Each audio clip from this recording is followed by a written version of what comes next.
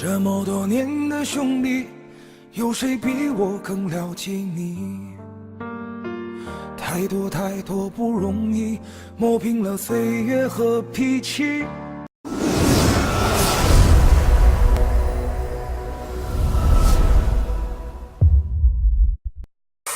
Hello chào tất cả bạn nha.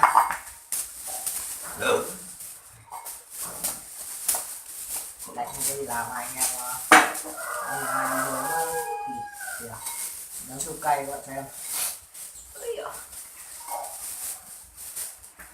Phải nắm giỏi nè. Quá nhiều luôn. À, bên kia có mắc kén kìa. Ê, mày thấy rồi á? Hồng Đức Mô thâm mà Cái nhỏ nhỏ kia xe không? Đây. Cắt luôn á. miếng nghe thôi. Cớm cắt thịt các bạn ạ.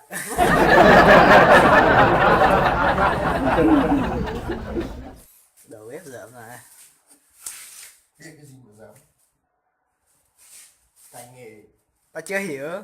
Ê, ô nàng nữa ơi. thì tập đi. Cắt nhỏ thôi, mỏng mỏng tí thôi, cứ hay bên. Trời ơi, cắt như rau lượn này của mẹ.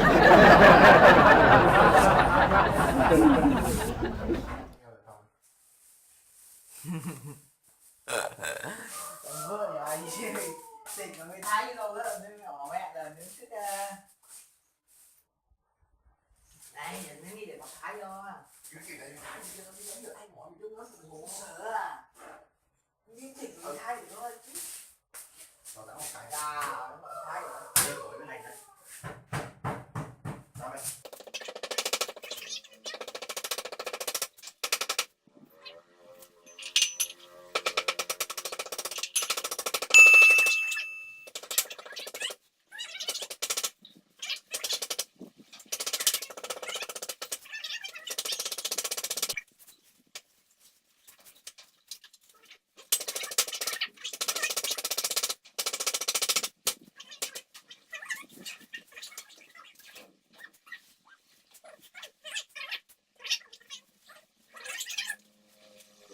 Wow.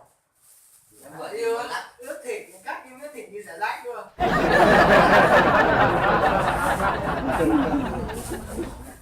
cha thằng Bình có Chạy nhiều bạn xem. Miếng giả rách thằng điêu Thái này. Sợ luôn. Ghé đó mặt vào đây. Đây kéo nào rồi. Đây. À. Cái kéo nào rồi bên đây.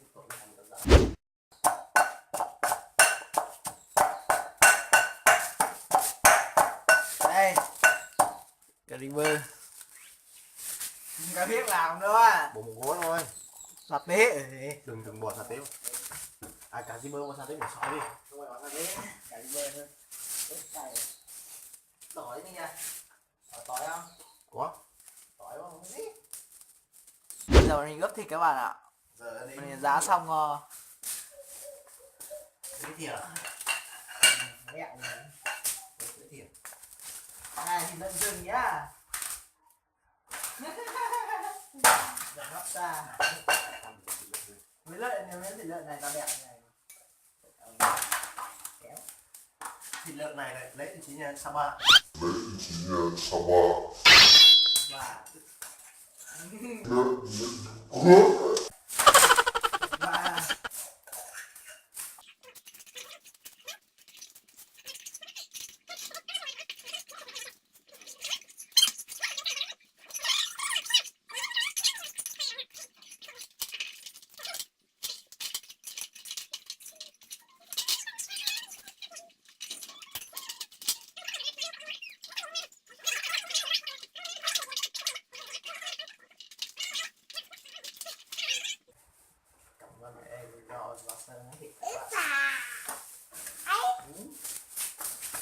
miếng này rất xấu. này các bạn này nhìn này, thịt nhìn này, khá vàng luôn, đẹp chưa? Đây, hai mặt này, ba chỉ nhá. Vào đây là miếng của mình. Cái rẻ rách này. Nhìn miếng này chả ai dám ăn nữa. Xong đây. Rồi anh em ướp xong rồi, bây giờ mình đi kiếm nó Trên tre. thời gian ướp thì bọn mình sẽ đi Kiếm tre cái ấy để kẹp lại để nướng các bạn ạ. Với đốt lửa lên nữa. Rồi kẹp đi.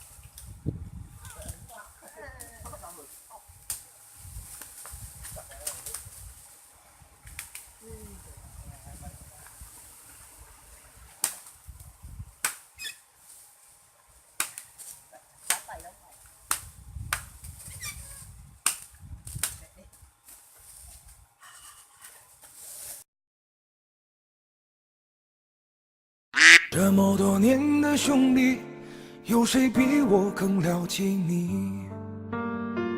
太多太多不容易，磨平了岁月和脾气。时间转眼就过去，这身后不散的宴席，只因为我们还在，心留在原地。 Thì anh em mình xong bây giờ sẽ về chẻ tre ra để ép. Trời sự rất là lạnh luôn, 13 độ.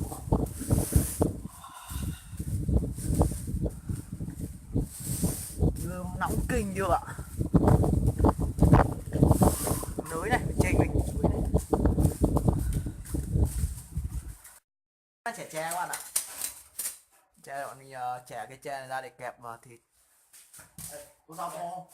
À, sao? Bạn em chịu chưa? Sao thế?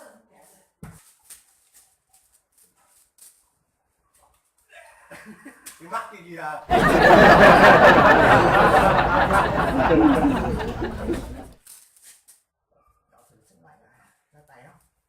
Vâng, đây là thanh niên ngu người.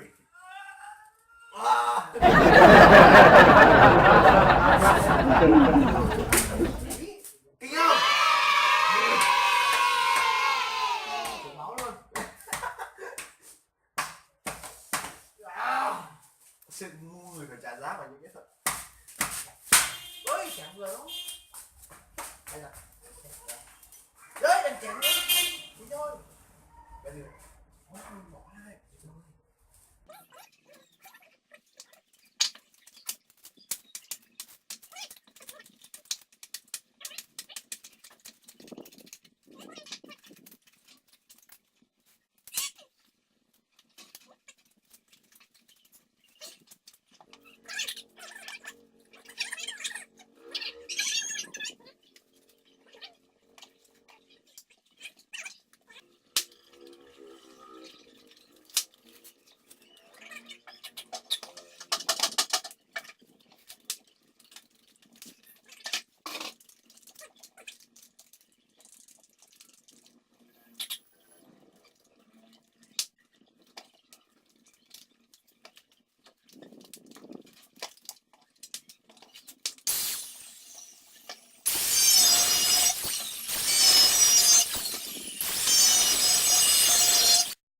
Lợn của mình đã ướp xong rồi bạn ạ. Bây giờ bọn mình sẽ đem đi nướng.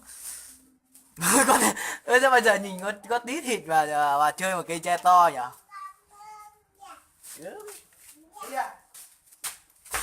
Bây giờ mình lít hơn.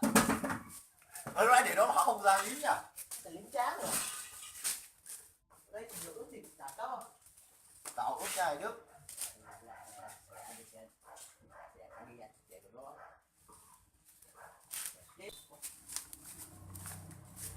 Đây. Yên. Đây cho ấm, trời lạnh. Điều rau thử rồi. Đấy, theo lớp kim ngô. Thằng đi mà kiểu khi mô. Thằng ngô nó lâu à, nhanh tàn lắm. Các bạn ơi, món thịt nướng gì nhỉ? Nướng siêu cay à? Không phải siêu cay, không biết là siêu cay hay không. Bọn mình đã hoàn thành xong rồi. Đây, các bạn nhìn này. Úi giời, nhìn miếng thịt béo thế. Tuyệt vời quá. Đi. Anh em mình đi thưởng thức rồi. Khó tháo ra. Ê! Ai sai? Gì ngu nữa. Buộc mình biết cái nữa rồi.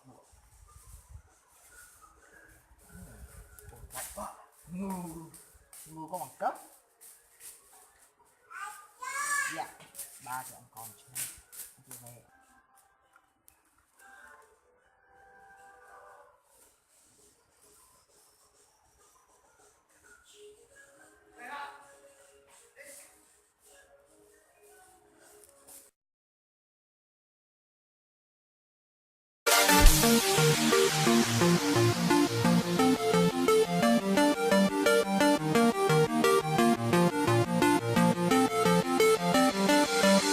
Hãy subscribe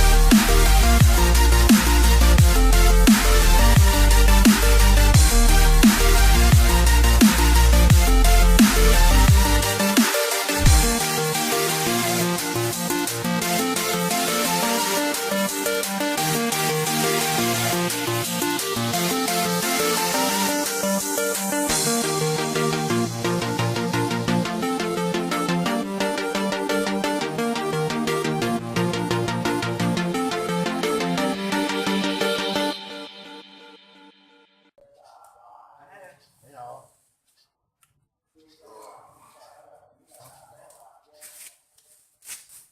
Các bạn thì video hôm nay của anh mua một thùng này đây rồi. Thịt này chơi là rất là ngon luôn. Ăn cũng gần hết đĩa rồi. Cay nhỉ. Hẹn gặp các bạn vào các tập chương trình lần sau nhé. Chào bạn nhé.